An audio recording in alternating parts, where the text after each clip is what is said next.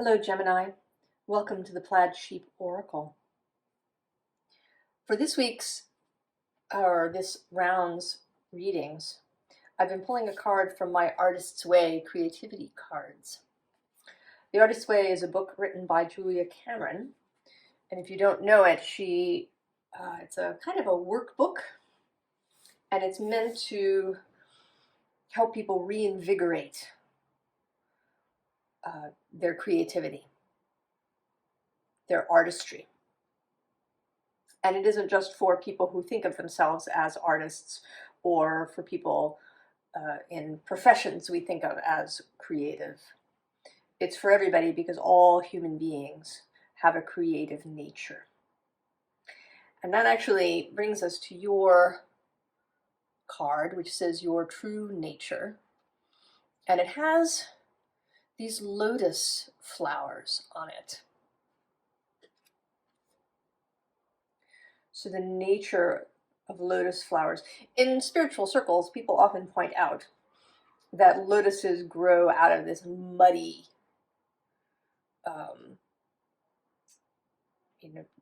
soil at the bottom of the pond. And the metaphor is meant to talk about, how you can have very difficult circumstances, right? The mud, how you can climb out of the mud and become this flower. But as usual, I have a different view. The idea that the mud, right, in this metaphor, that the mud is difficulty, is of course a fallacy. Right? That's only a human perspective of the bottom of the pond. From the perspective of the lotus, the environment is perfect. Right? It is nutrient rich. It is not at all, right, really a challenging place. Some place that was neat and tidy and dry, that would be challenging.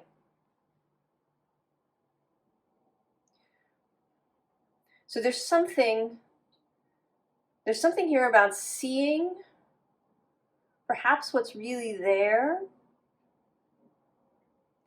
and about knowing that you have had everything that you need. The back of the card says,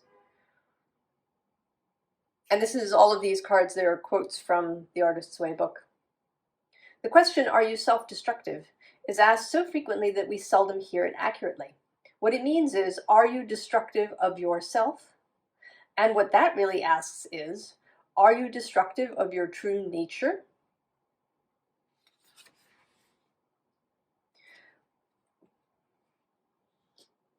So we certainly do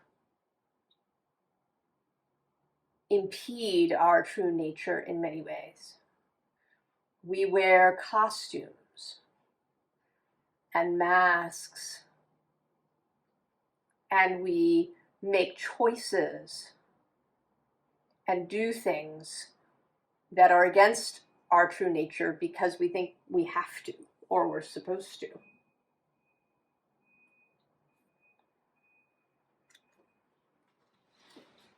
We begin with the Six of Cups, this kind of beautiful image of gentleness and generosity, of giving and receiving, right? And of the flower that's inside the cup. And I think that this is the taller figure here is in fact your true nature. That you want to give of yourself in this way, that you want to share yourself. So this isn't so much about, giving as in charity or, even helping people in some way. This is about sharing what you really have who you really are, right? About wanting to express your heart to people so they can see it. Now below that we have this moon, and then also actually the Chariot. Now the moon is usually associated with Pisces, but coming here with the Chariot, I'm going to say that we're talking about Cancer. And Cancer is a sign immediately next door to you. So often the signs that are next door to each other can have difficulties, communication problems, right? The essences seem very different. You know, you are this wisp of air on the wind, this intellectual, perhaps, being, or at least maybe that's how you see yourself. Maybe you feel very heady. And then Cancer is this deep well of home and nurturing and emotions, and really the ability to ride changing emotions. The crab lives in that intertidal zone where the waters shift back and forth. And Cancer is meant to be skilled at navigating that space. Now right below that we actually have this Ace of Pentacles, which is very interesting. The bottom of the deck is the Hanged Man. And here decidedly coming through as seeing things differently and seeing things through a watery perspective. The Hanged Man is associated with water, the element of water, of consciousness, of emotion. So there's all this emotion, this love, I want to say, that wants to be expressed. But what we have here is this Queen of Pentacles obsessing a bit about this pentacle, and then the Ten of Pentacles, right? The structure, the established order of things.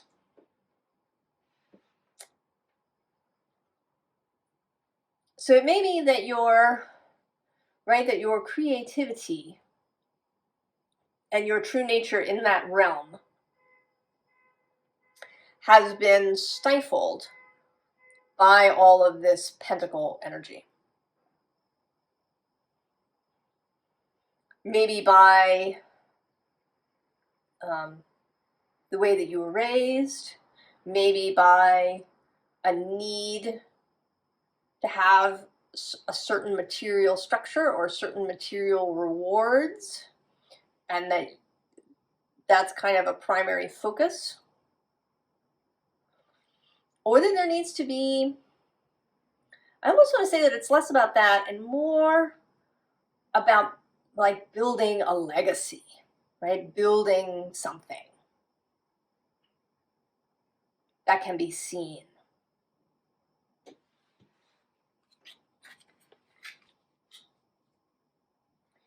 And so we have this Knight of Pentacles.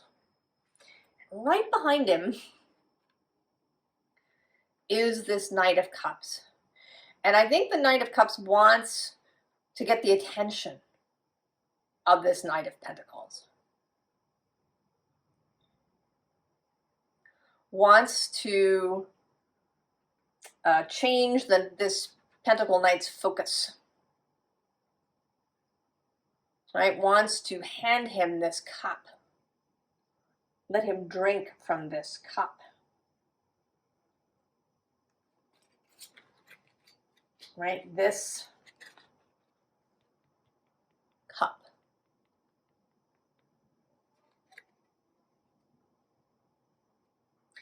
But so far the Knight of Pentacles has been, I think, a little resistant to this.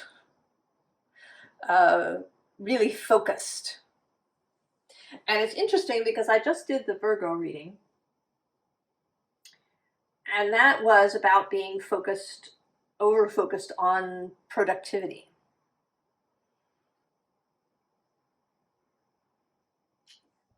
So it may be, you know, you both have Mercury as your guiding planet, so there may be associations between these two readings.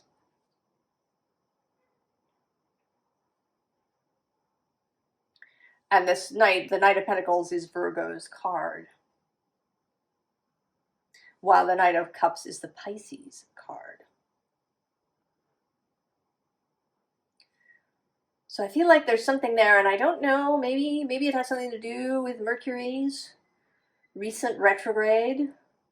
He spent half of it in Capricorn and half in Sagittarius. And he's returned now to the Capricorn space, but he's not yet all the way out, I don't think, of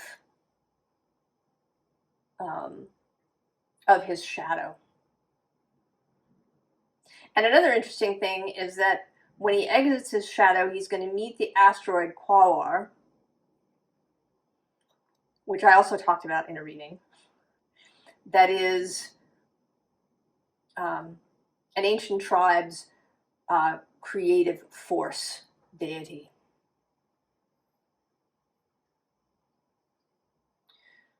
So there's something about reclaiming creativity from a direction or from a purpose that is not serving it. So we have here this tower that has it has all the institutional sort of things, right? It's got the financial skyscraper, and it's got the church, and it's got, you know, this sort of pantheon arrangement and the Sphinx. So the destruction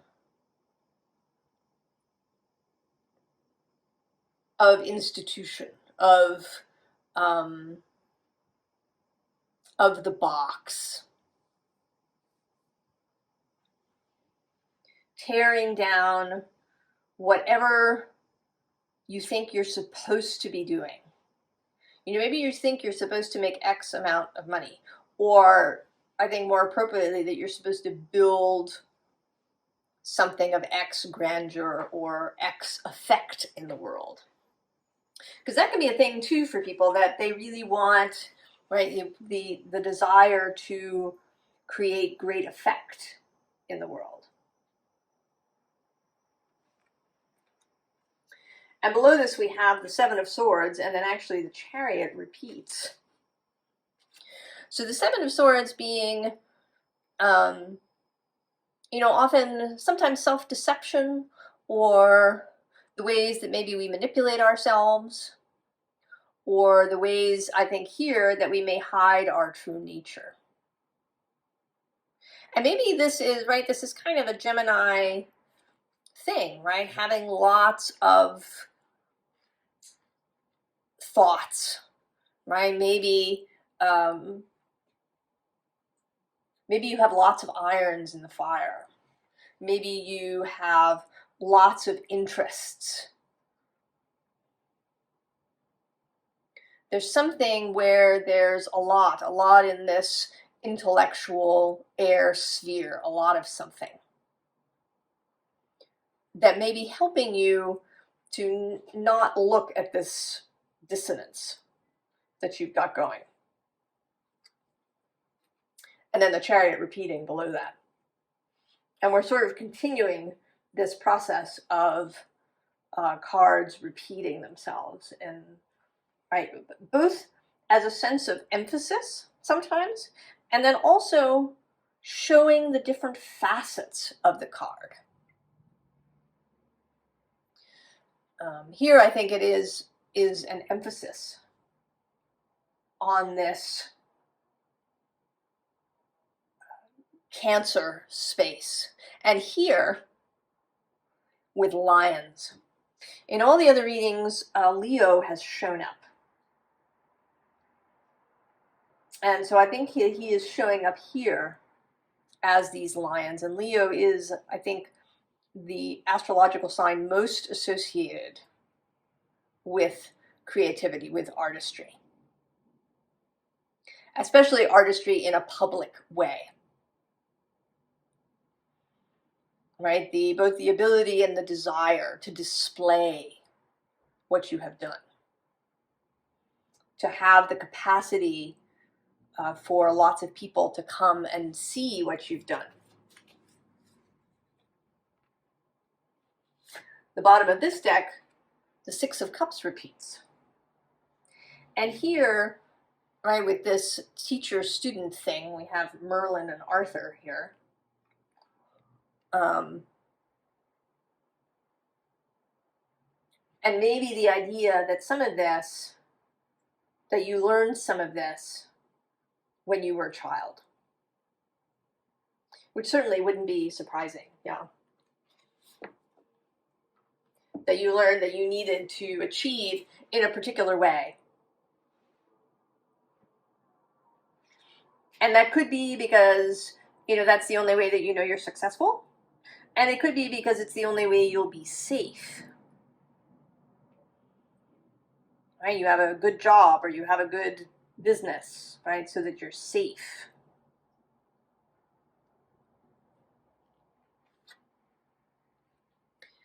So we have this Four of Sacred Circles. And I think you've been contemplating these things. I think you've been contemplating your need for whatever this pentacle, this 10 of Pentacles is, right? Whether it's a structure of a particular size or a certain amount of money received, or maybe it's actually also a certain amount of attention, certain amount of accolades received.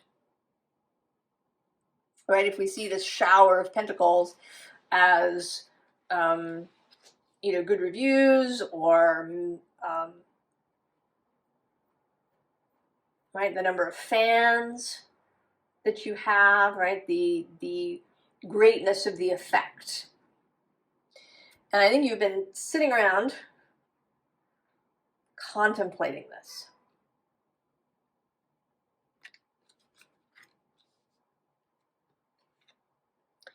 And with this Page of Wands, to me today, she looks a little fearful. She looks like she's been given, right, this crown and this staff, and she knows she's supposed to act, but she's a little bit fearful. And maybe some of the fear right here is in this Six of Wands, this, winning success thing. If you've been doing really well, possibly, from a pentacle perspective, right? Maybe you have a lot of pentacles, or you are building up your structure, or you've been getting more followers, more fans, more accolades for what it is that you've been doing. That's very seductive.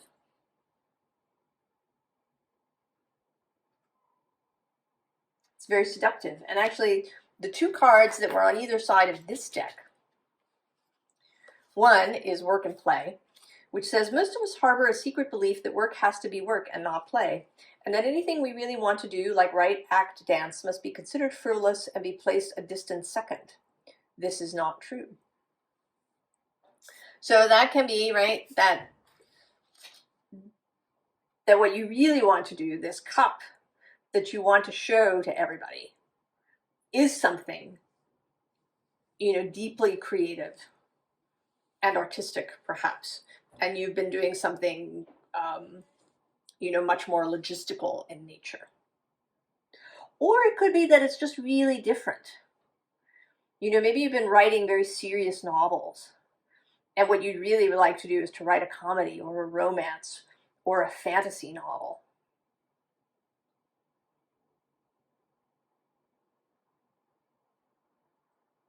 Maybe you've been, you know, composing kind of classical pieces of music. And what you'd really like to do is, you know, folk songs. But everybody knows you, right, as this other thing. So the other card says, fame is a spiritual drug. It is often a byproduct of our artistic work, but like nuclear waste, it can be a very dangerous byproduct. And not just because it can go to your head in an egoic sense, but also because it can be, right, it can be a trap. Everybody knows you as X, and now you want to switch to Y. Or that, you know, what you do will be very public.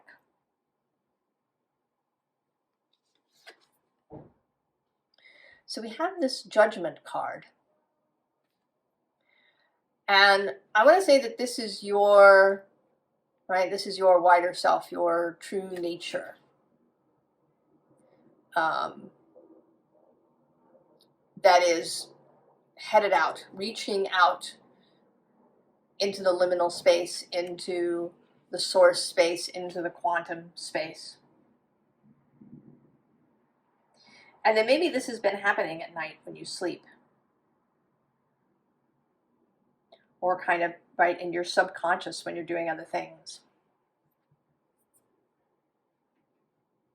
And that this action, that this happening, is part of what's, right, creating this contemplative space.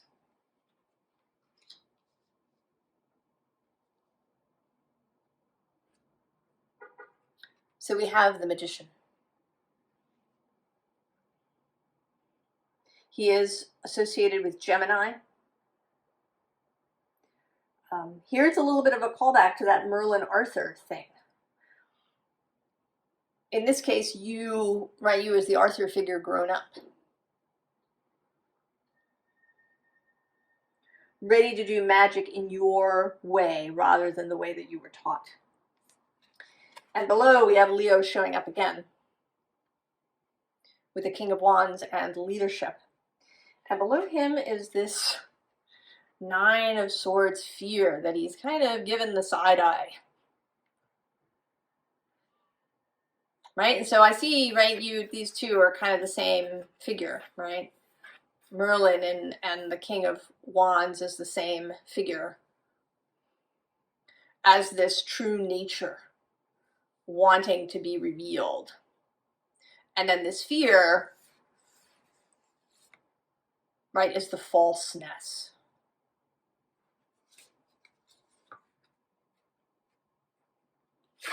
The bottom of this deck has meditation. So that contemplative process that you've been going through, thinking about things. And maybe thinking about things, right, this is the Four of Sacred Circles, the Four of Earth. So that's a kind of practical contemplation. Maybe about the real world aspects of you know, maybe switching it up, changing. And then this being the Four of Cups, maybe about the emotional effects and possibilities of this.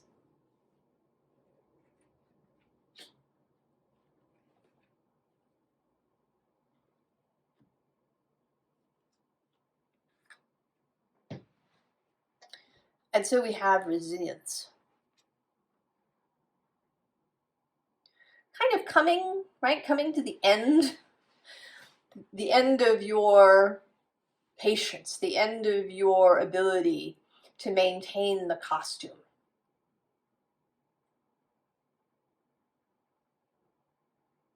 And it may be that this costume has been kind of intellectual.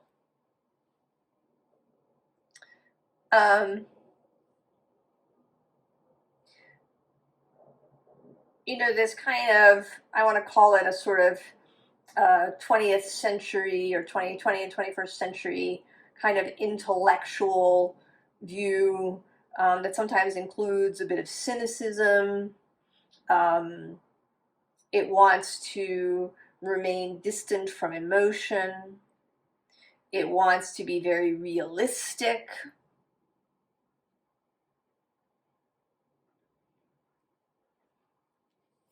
And then we have this moon repeating.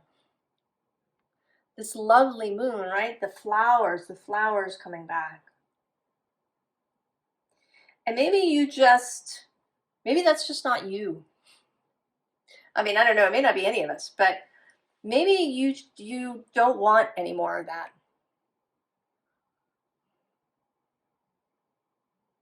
And if that's it, you know exactly what I'm talking about, even if I haven't expressed it well.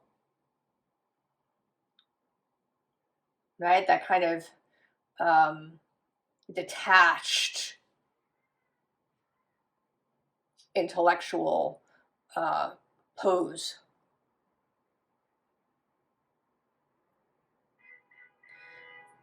Right? And if you've just had enough, if you've had enough of, agreeing with the cynics, if you've had enough of all of that, and what you really want is to bloom, is to show everyone your beautiful lotuses,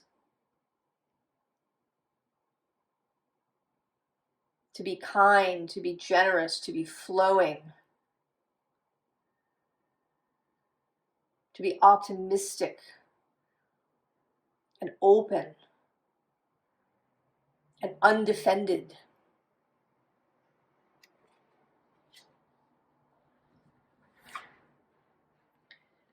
And then we have the Eight of Cups. And I always see this card kind of like the moon there is a bowling ball, and it's going to come down and knock down all of these cups. That whatever these cups have been filled with is not actually to your taste. Maybe you've been drinking them for years. But, right, this moon that you've become, that you are perhaps allowing yourself to become, right, it's just going to knock all of that over.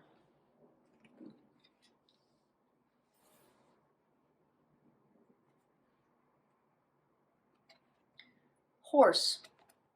And this says, accepting help from another, delegating authority.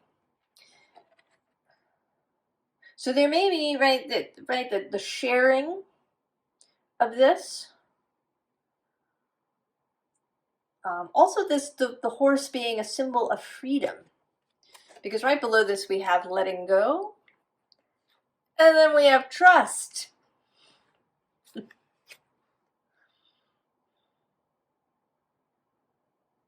So the ability to set yourself free, right? To take off the saddle and the bridle and just open the door and go. Now the bottom of this deck has disruption. So there may be disruption.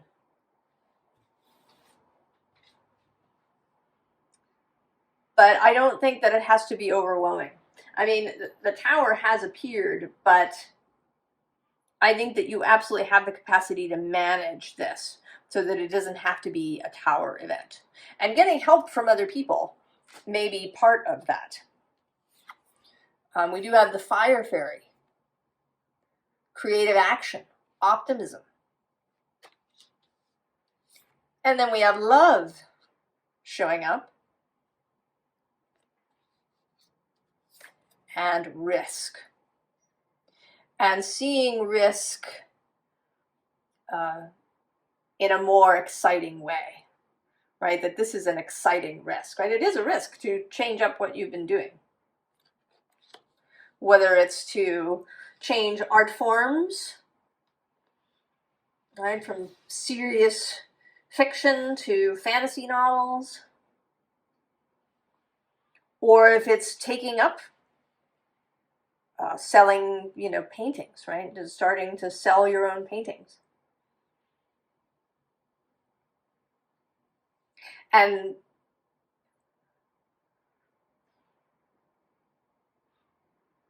and not worrying so much about this pentacle aspect, or not making the pentacle aspect the most important thing. There is risk to any new endeavor. There's monetary risk, perhaps. There's also emotional risk. Will people like it enough to buy it? Or will people, because this also doesn't, right, it doesn't necessarily have to be about an art form. It can be kind of just how you live, like how you choose what you do. Maybe how you choose your clients. If you have a business and you've tended to, go after clients who are very well established, who, you can post on your website that these people come there and they're known names. But maybe it's been really boring to do that and kind of flat. So there might be a risk in taking on different kinds of clients in your business. It can even have to do, right, with friend circles. Maybe that you have a very established friend circle. That everybody kind of sees things the same way, and, maybe they're all that kind of intellectual, realistic cynicism thing.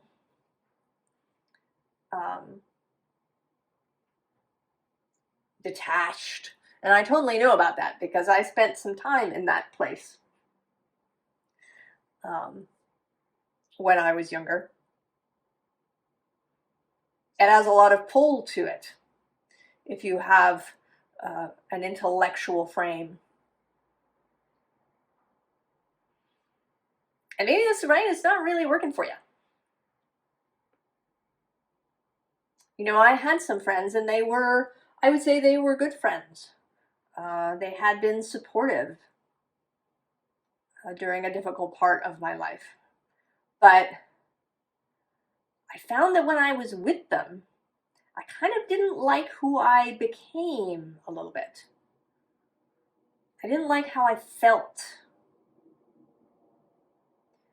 And so I didn't, we just kind of grew apart from each other. There was no, major break that happened, and we still exchanged Christmas cards. But, I'm not immersed in that anymore. And that just feels better. And it isn't that they're bad people, I just don't fit their point of view anymore. Advice, although we've already talked about some of it. Well, we do have the Hierophant, but in this case, the tree Hierophant, the Hierophant of the forest, who doesn't owe allegiance or, is not interested really in the ways of empire, if I want to say that. In the ways of business, in the ways, right, in any of these kinds of things. He is concerned, right, with his true nature. And with all the small things, right, with this little bird that he's conversing with. I think it's a bird. Oh, it might be a lizard. I don't know. Oh, there is both a bird and a lizard. There's, right, these little animals going on. Right, they are as interesting to him and as valuable and as dear to him as any large thing. Below him is the Knight of Pentacles. And here, a very different sort of knight. A knight riding a serpent. So a knight who is in touch with his watery nature. Right? It's like this knight drank from the cup. And he changed. Right? His horse became this serpent creature that swims through the forest. He got a whole new outfit that wasn't all armored up. Right? He's ready to go and have a conversation with this Hierophant of the forest. And the sun is below that. And then at the bottom of the deck, we have the Knight of Pentacles here, Sagittarius energy. The knight that goes forward with his own conviction. Right? Sagittarius is the sign opposite yours. The sign that refines all of the information and material that you've, right, the Gemini has accumulated. Sagittarius refines it down to kind of a single path to follow, right? A single target for the arrow.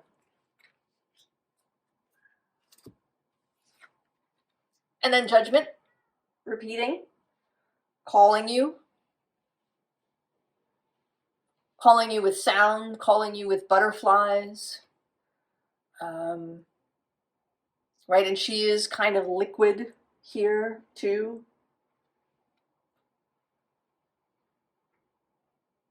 And Judgment is associated with the fire element.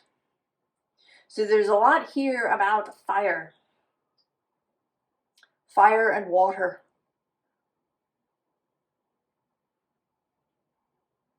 And how they can enhance your life. How they can allow you to express your true nature. So we have the Queen of Wands, the third member of the fire court. We're only missing, oh no, we're not, we have the Princess too. So we have all the members of the fire court, Page, Knight, Queen, and King have appeared.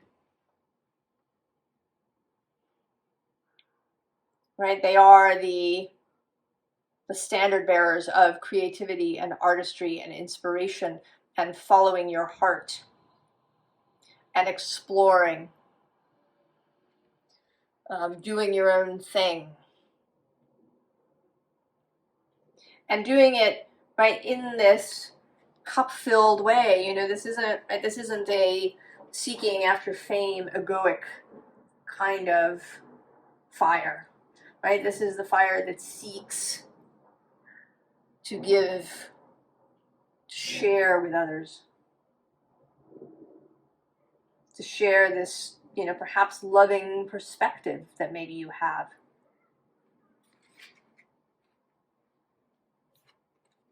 And then the Queen of Pentacles repeats. But here she is, right? She's kind of not obsessed with this pentacle that I want to say comes from the outside world, right? This is an official, standardized, stamped out in a factory kind of pentacle. And here she is creating, right? She's part of this woodland crew in this deck, right? Friend to the woodland Hierophant and this serpent riding Knight of Pentacles.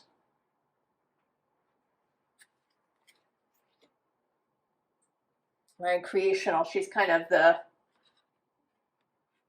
right, the partner perhaps to the Magician.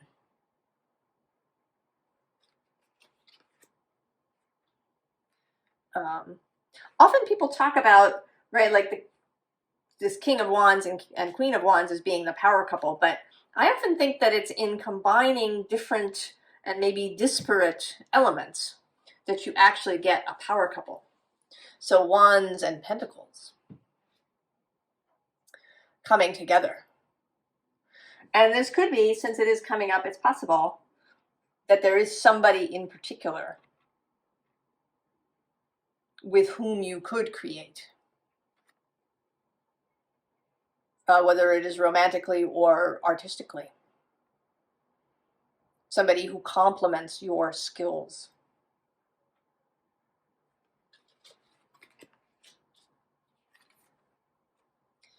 And then there's this Two of Swords. And to me, this never looks like indecision, but like preparation. Right? This figure is preparing to head out into the world. They're in a final ritual. They are, you know, sort of focusing on their heart. The Two of Swords can be seen as combining head and heart in order to make decisions, make choices, move forward, to not live solely in one or the other. Because they both have contributions to make. So combining head and heart and heading out, right? Doing that final check of your courage, gathering your courage, and then stepping out.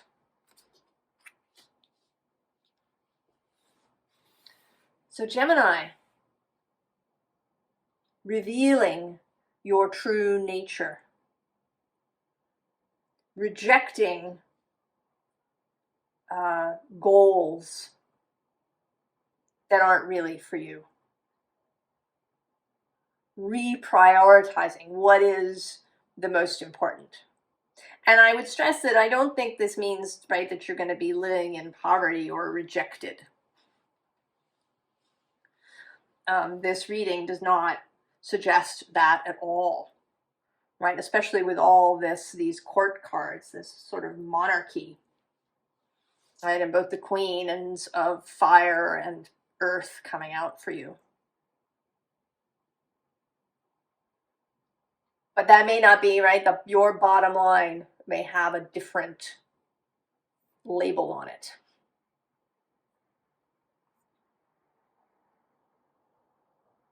Right? It's a different focus. I wish you the very, very best, Gemini. And I'll see you next time. So long.